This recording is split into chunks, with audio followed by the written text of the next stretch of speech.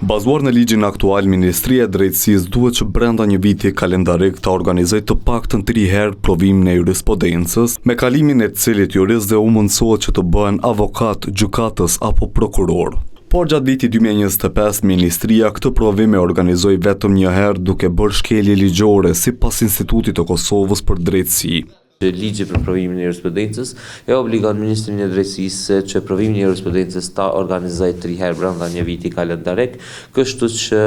Ministria e Drejtësisë duke mos vepruar në këtë rast ka ashtu thënë drejt ka shkelur ligjin mbi provimin e jurisprudencës duke organizuar atë vetëm në prill të vitit 2025 e jo edhe 2 hera të tjera. Nga Ministria e Drejtësisë mos organizimin e këtyre provimeve arsyetojnë me ankesa që i pranuan në testin e vetëm që organizuan.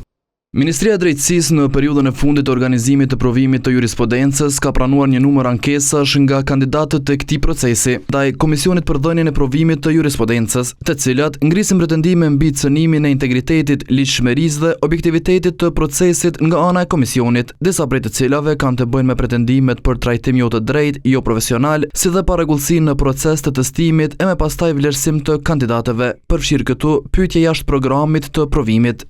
Andaj, nga ky institucion thonë që pas trajtimit të ankesave do ta bëjë një analizë për të kuptuar nëse është e nevojshme reforma në mënyrë që në vitin 2026 të organizohen më shpesh.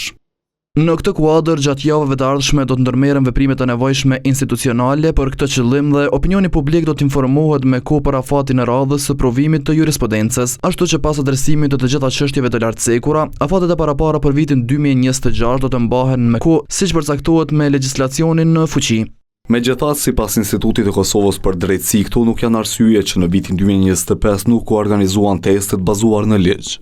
Obligimi ligjor mbetet i padiskutueshëm pavarësisht se sa